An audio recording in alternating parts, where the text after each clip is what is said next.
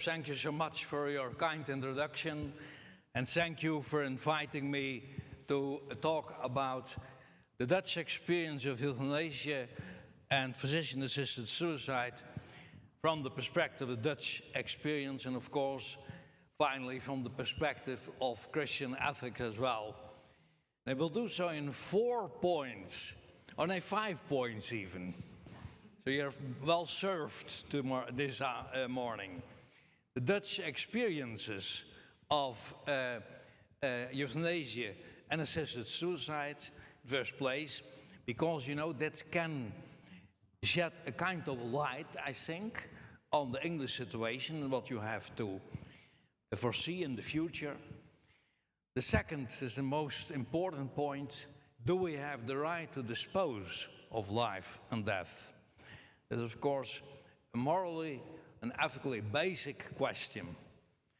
Thirdly, and so time we will talk on the abbreviation of life by omitting life, omitting prolonging treatment. When you are accepting that, why should you not accept active euthanasia? And 4, you can hasten death by treating symptoms with, you know, very heavy medicaments. And at the fifth point concerns palliative care. Of course, we need to give a positive answer to the suffering of people. We cannot only put a norm before them. Well, let's see. What are the Dutch experience? We had very precise definitions. Not all will follow these definitions so precisely nowadays anymore. But euthanasia was the termination of life by a physician at the request of the patient. So the physician injected the lethal medicament in one of the veins of the patient. In medically assisted suicide, a medical doctor prescribes intentionally medicaments to a patient, and you know that this patient will use that for suicide. That we call assisted suicide. That the killing act itself is done by the patient. And some think that it diminishes the responsibility of the physician. I should qualify it as, you know, a kind of cooperation to evil, formal, because you do it intentionally, prescribing these sacraments to the patient so that he can use them in order to terminate his life. And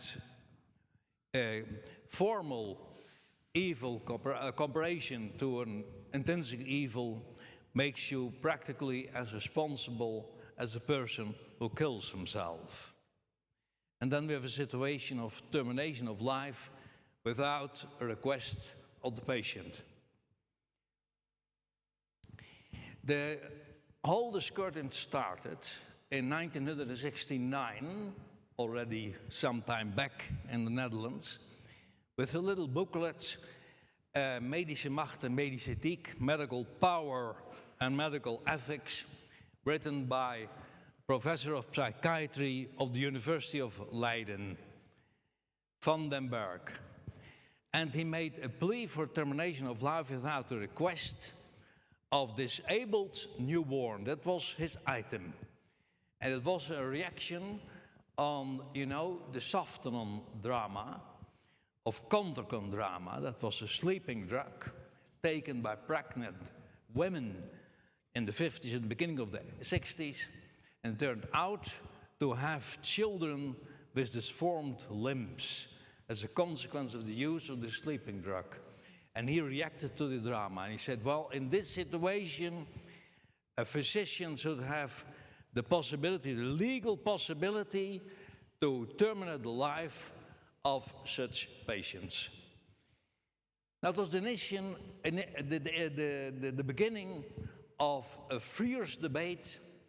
In the beginning, not on termination of life without a request, but about termination of life at the request of the patient in the form of euthanasia. From 73, judges tended not to punish physicians or persecute physicians who had performed euthanasia or had assisted suicide, and they invoked the principle of force majeure. I will explain that later on. Because on this principle, on this kind of jurisprudence, is based the euthanasia law, which came into vigor in the Netherlands in 2002. And mind you, euthanasia has not been legalized in the Netherlands. It is still in the penal court of the Code of Penal Law, so it's forbidden.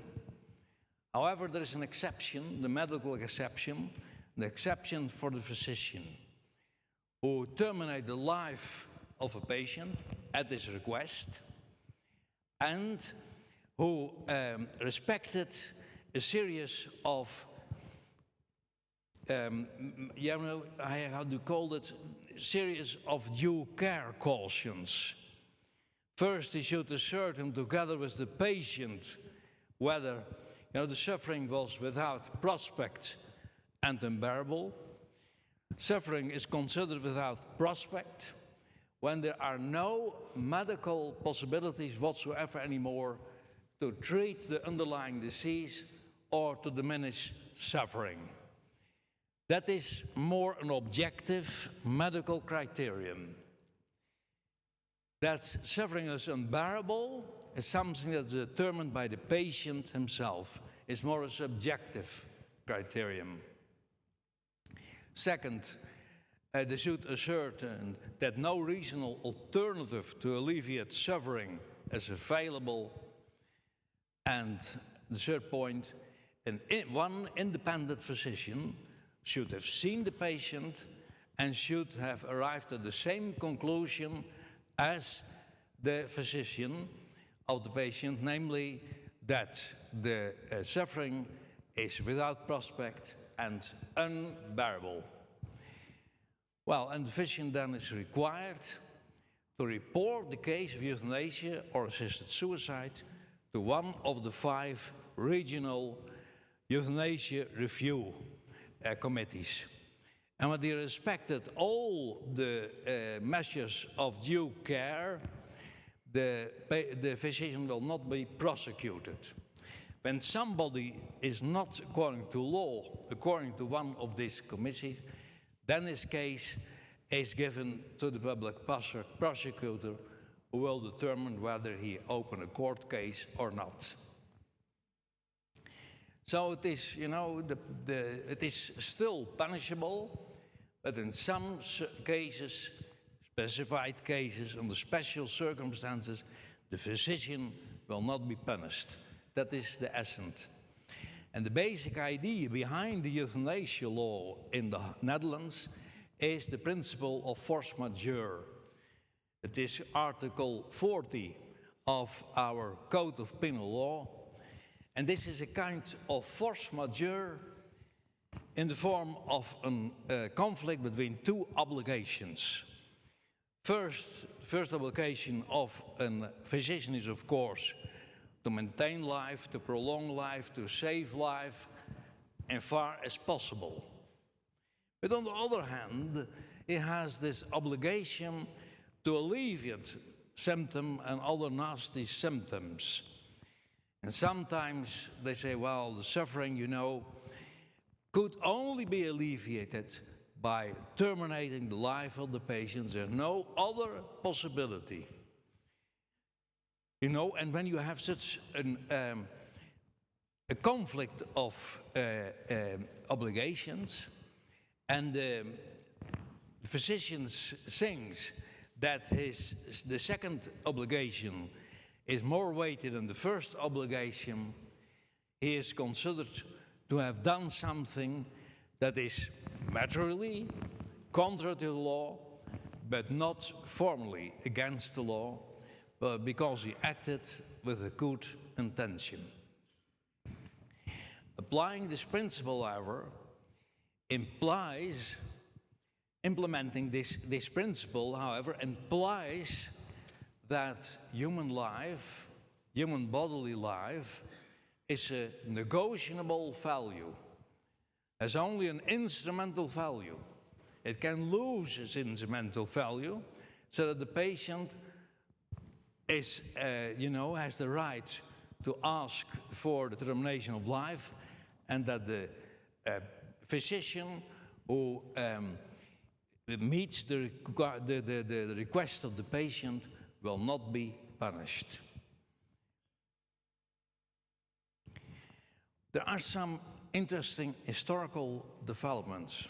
When I worked in the hospital of the University of Amsterdam by the end of the 70s, many doctors already performed euthanasia or assisted suicide. Half of the patients, of the physicians in the hospital were against, half were in favor of euthanasia. I'm talking about a situation 45 years ago. Now it changed, because nowadays we know from polls that that physicians, well, nearly 85–90% of them is ready to perform euthanasia, and only 10–15% is against. So there is a considerable shift during this time. Now, by the end of the 70s, during the 80s, one said, oh, euthanasia, we should allow it in the terminal stage of life. Patients are still to live 1 week, 2 weeks, don't make so many difficulties. We can help him, he will die the same.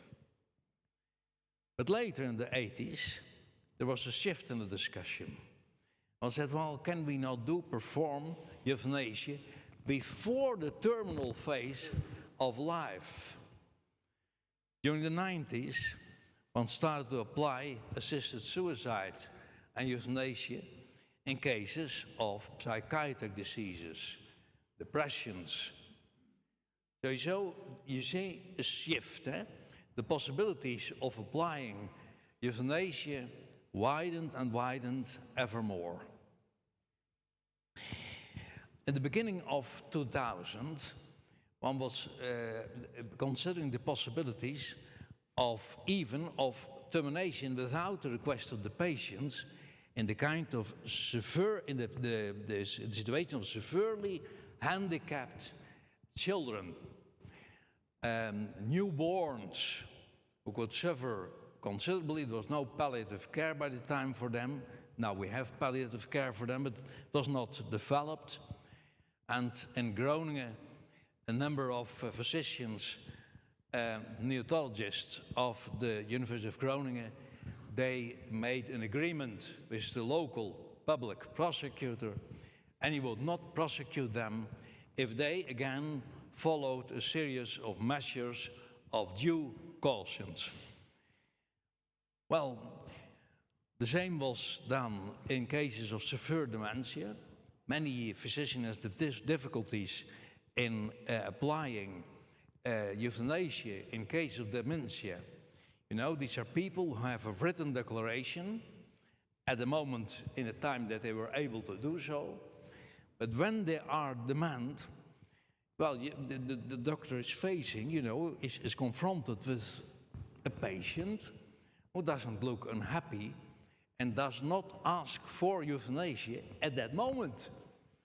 Anyhow, some physicians started to perform euthanasia in cases of severe dementia, and well, there were court cases. The Supreme Court said, okay, these physicians will not be punished.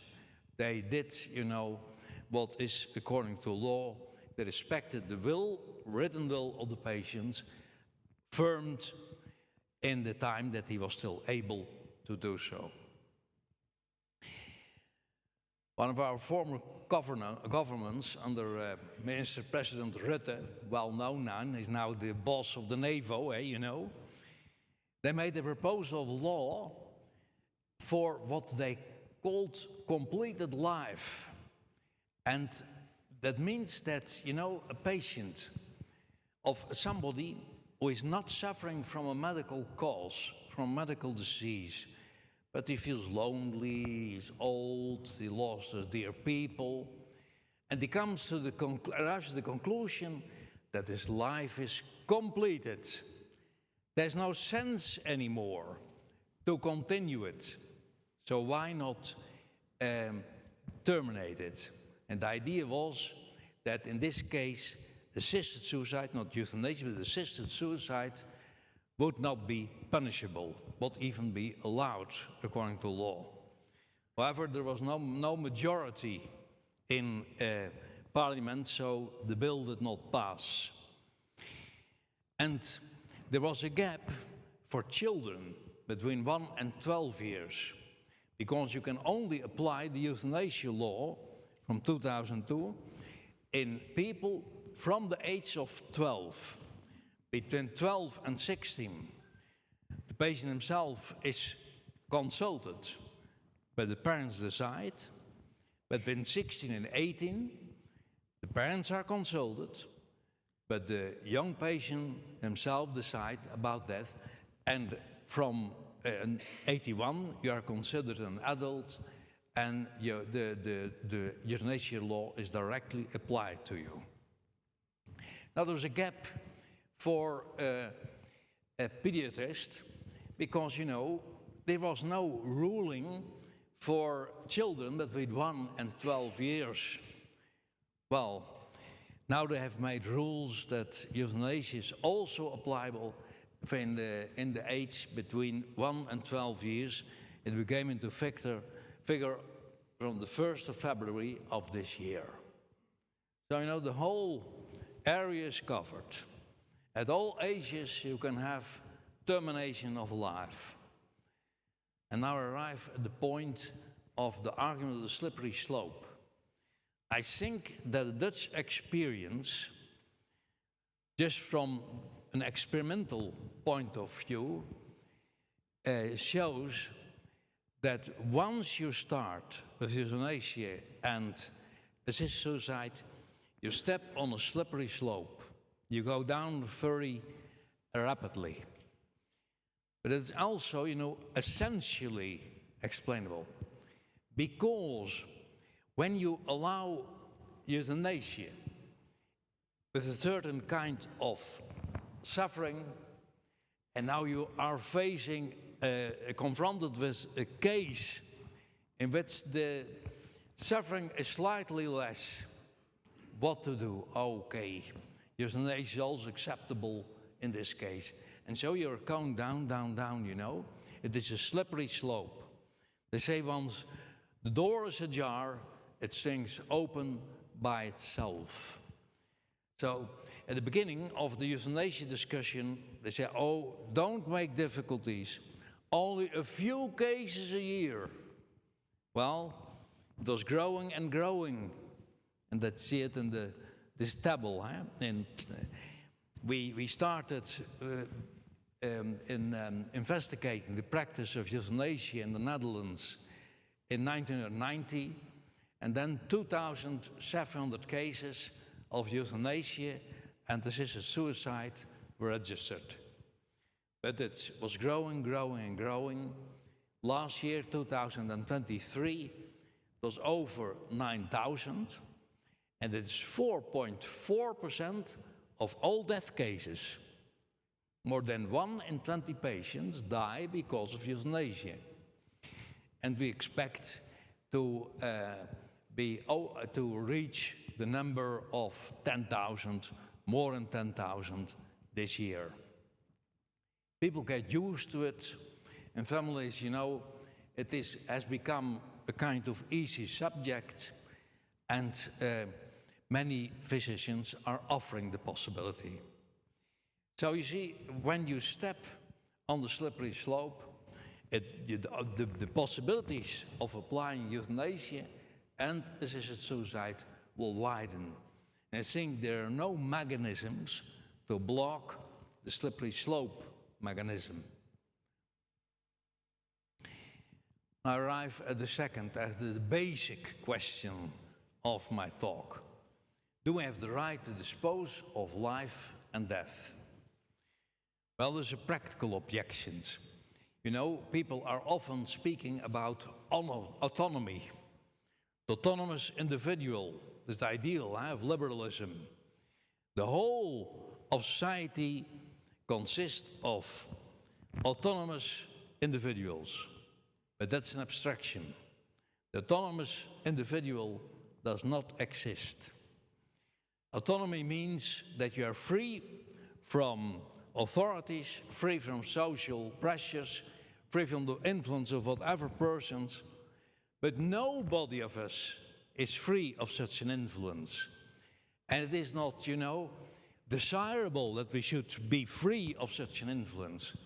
We are formed and educated by our parents, by our friends, by our environment, and so on, by our professors, you know. So you need the influence of others to become a good adult. And I add a good Christian adult. So autonomy, that is an abstraction. And many people are not so autonomous.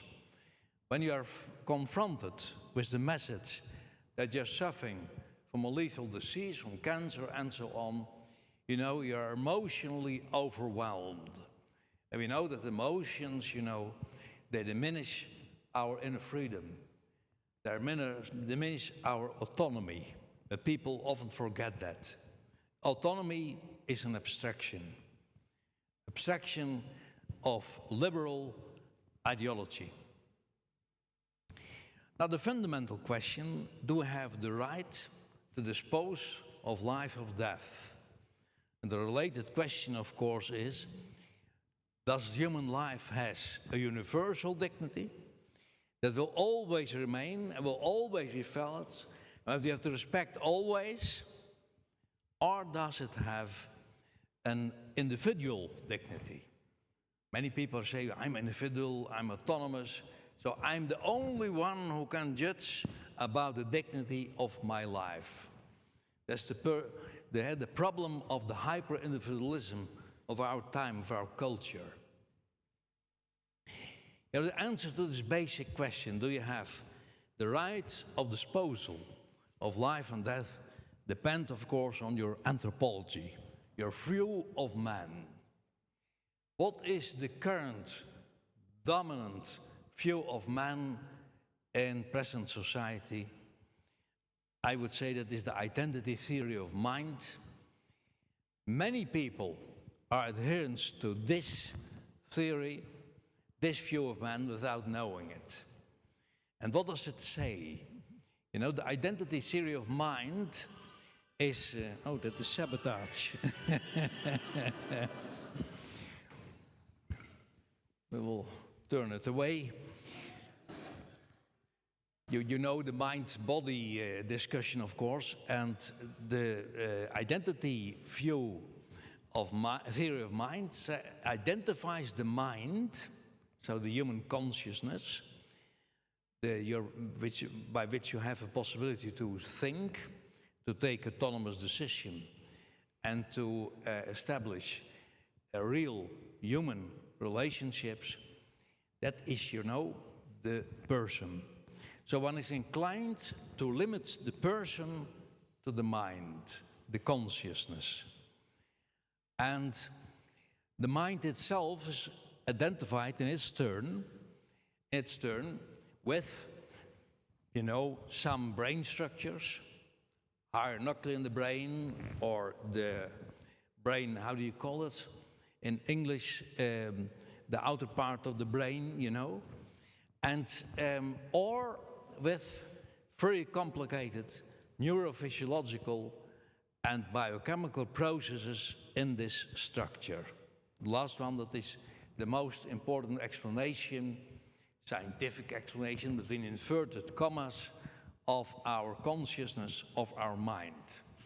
You see, it is a kind of Cartesian view of man, but the mind is not a soul, as Cartesians still thought, but the mind is only a completely material phenomenon.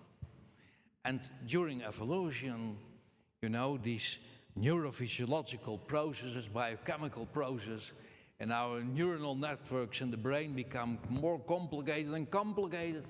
And at a certain level, you know, they emerged at a level that they allow thinking, allow taking and not autonomous decision making, or having real social relationships with others. That's the idea. Well, ladies and gentlemen, what is the body in this respect? One often limits the person to the consciousness. The consciousness is what, you know, distinguishes from the animal world. And people are inclined to see the body as something that is on the other part, you know. Here you have the subject as the person, the mind, and the body is there as an object. It is, so to say, a means of the person, of the consciousness of the mind, to express itself. So the mind, read the person, determines the value of the body. That implies that the body has only an instrumental value, not an intrinsic value. And at a certain moment, the person can arrive at the conclusion that the body has no value anymore and that he has the right to say goodbye to it. That's the point. So when the body is only an instrumental, negotiable value, of course, then you would have the right to ask the physician to terminate your life or to assist you in assistance in suicide. Let me now turn to the classical view of man, of the human being, classical Christian anthropology. We can do it from a philosophical point of view or from a theological point of view. I start with a philosophical view of man, but from the point of view of a Christian philosophy, evidently. The human person is constituted by the soul and the body, in classical terms.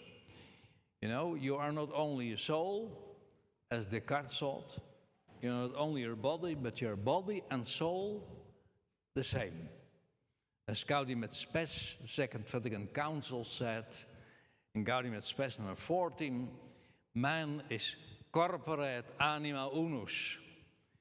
He is not only soul and only body, but soul and body together. Perhaps you are acquainted with the classical Thomistic Aristotelian explanation of the relationship between soul and body.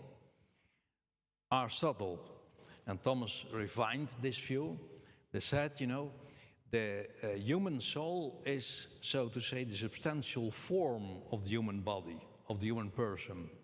So it is this spiritual life principle that forms the matter into a living, human, thinking body. When the body is an essential dimension of the human being, it participates in the intrinsic dignity of the human being, of the human person. That means that the human body, and hence human life, has a universal dignity, has intrinsic value, not only instrumental value. And consequently, do we have a right to dispose of our body, yes, in a very limited way, in order to treat diseases and to maintain the life of the person as a whole. But we don't have the right to dispose of our body as if it were an instrumental value. When you accept that it's instrumental value, of course you can defend transgender operations, you know, sex refinement, hormonal treatment, and surgery. And you can, in the end, accept the most radical form of disposal of the body, that's to say, the disposal of life and death. But we don't have this according to this classical philosophical view of man. Can you say something from a theological perspective? Yes. Man is created in the image of God, but mind you, in its entirety, soul and body. I cannot enter too much in the subject, but Holy Scripture does not know of a dualistic view of man. And God and those who are created in His image are always a means in itself and never an instrumental value. And it's a very beautiful explanation of expression of John Paul II in his encyclical on medical ethics, Evangelium Vitae. He says, man, however degraded his physical this life may be, he remains a manifestation of God in this world because he has been created in the image of God. So I have no right to dispose of our body, not to mention that we would have the radical right to dispose of our body. I'm controlling my time. Father George, you're still awake?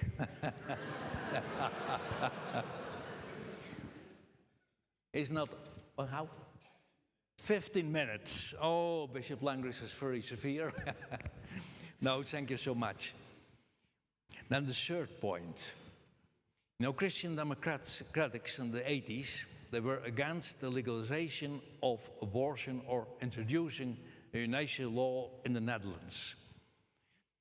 But one said to Christian Democrats, your physicians accept that in certain situations they stop life-prolonging treatments. And by doing so, you can abbreviate life, of course. Why don't you then accept active euthanasia? Perhaps you remember James Rachel, an American philosopher and physician. He wrote in 1975, if a doctor lets die for humane reasons, he's in the same moral position as if it given the patient a lethal injection for humane reasons. And Vandenberg, who started the euthanasia discussion in Holland from 1969, he said, human life may be terminated by a medical doctor in two ways: by ending medical treatment and by performing a medical act. In the first case, the physician passive, and the second case is active. But he added, you know, it is more humane to actively terminate the patient's life in order to end suffering than let them die slowly. So terminating life is the same, ethically speaking, as letting die. Is that true? Well, take an example. James, this philosopher, American philosopher, he gives the next example. An uncle is seeing who is a nephew of 6 years. He slips in the bathroom. He falls with his head on the margin of the bathroom, and he slips under the water unconsciously. He's already looking, you know, for the inheritance of this nephew. It's nothing to do, you know. He just lets the guy die. No problem. He has not killed him. It was not his fault that that guy, little guy, is now dying under the water unconsciously. Yes, but when the judge would out what took place, he will say you are guilty of the death of your nephew because you could have saved him in a very easy way. I can, of course, change in this case, you know, letting die is, ethically speaking, the same as terminating life. But I can change the example. Take, for instance, that I make a cruise at an African river, and that this little nephew falls from the boat in the water. You see crocodiles in the neighborhood already entering the water to have a nice meal. Well, the uncle may perhaps be glad to have the inheritance of his nephew, but that he not springs in the water and that he not make an attempt to save the life of his nephew is of course understandable, because the risks are too high for himself. So you see that in this case, letting die is not the same as killing. And this uncle maybe have a bad intention, and God knows he's a bad intention, but you cannot punish him by law. Now, let us apply this to the medical situation. The moral theologians developed a distinction that was in the 16th century between ordinary and extraordinary means. And they say you are morally obliged to use ordinary means in order to maintain your life, but you are not obliged to apply extraordinary means. Not forbidden, but you are not obliged. And then you have to think, for instance, of the amputation of a leg. It was, of course, very painful in the time that there was no anesthesia. They gave you a bottle of gin, then you were drunk, but they can guarantee when you are drunk, you will still feel pain. There's no real anesthesia. This distinction became difficult to apply after the Second World War. You know, in the University Hospital of Amsterdam, we had one heart-lung machine in the second half of the 40s. But nowadays, artificial respiration is very ordinary. So, you know, it is difficult to apply these terms. And therefore, we are now talking of the distinction between proportionate treatment and non-proportionate treatment. When treatment is proportionate, that means that you have a proportionate reason between the chance, the possibility of saving life, of restoring health. On the other hand, you know, the risk of side effects, complications, the costs, the investment of personnel. Now you have to weigh this. Suppose that a young man of 25 years who is able to make decisions for himself, he refuses penicillin for the treatment of pneumonia and he dies. Then you cannot suppose anything else than that he had the intention to die. Of course, then he refused proportionate treatment by which he could have saved his life, and then he is as responsible for the end of his life as if he had terminated his life by suicide. It may be that the treatment is non-proportionate. You know, you have many oncological cures. You have radiotherapy, surgical interventions. At a certain moment, you can say, no, I don't go any further, because there is no proportionate reason anymore between the positive and the negative effect of treatments. And then, of course, you are allowed to refuse life-prolonging treatment, even if you die earlier than when you would have accepted treatment.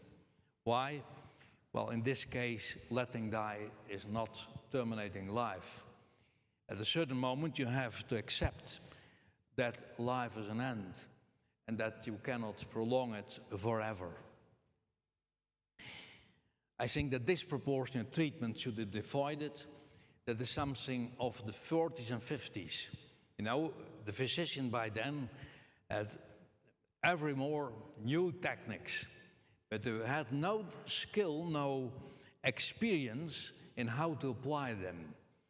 And they were thinking, oh, we have to do this and do this, otherwise we're responsible for the death of the patient. They did not realize enough the distinction between proportionate and non-proportionate treatment. And here, of course, that is example of over-treatment in an American hospital. The patient who was suffering from, he had paralyzed limbs. He was not well taken care of, so he got ulcers, infections, and cancer in that. And it spread to the lymph nodes in the pelvis. So there was no other therapy than corporectomy. So they had to amputate half the body. And you see what remains is the trunk, a head, 2 arms, and here 2 openings for the urine bladder and for the intestines. And people in the 60s and 70s were very afraid of this kind of over-treatments. They knew these cases from their own experience. And that, of course, is disproportionate treatment. There's a disproportionate reason between the positive and negative effect of such a treatment. The last few minutes I will spend on palliative care. We cannot say, oh yeah, you know, the body of life is an intrinsic value. You are not allowed to terminate your life by euthanasia or by assisted suicide. You must offer something to the suffering patient, and that answer is palliative care. According to the World Health Organization, it's an active total care from the moment that the disease is incurable. Medical aspect, of course, the treatment of symptoms, but also it also implies psychological, social, and not to forget, pastoral care. Palliative care affirms life, and dying is concerned as a natural process. So it excludes, in this definition, euthanasia and assisted suicide. And, you know, it's very important to give such a complete holistic care, especially in hospices, because when people who are alone at home, they cannot bear their suffering, but they can accept much more suffering when they are in a loving, caring environment with people who are looking after them. It's very important because the pain level is psychologically determined. Palliative care, in short, is it does not add life to the days, but no, it does not add days to life, but life to the days. That's a slogan often used in the Netherlands. Perhaps it is well known here too. Why do we talk of palliative care?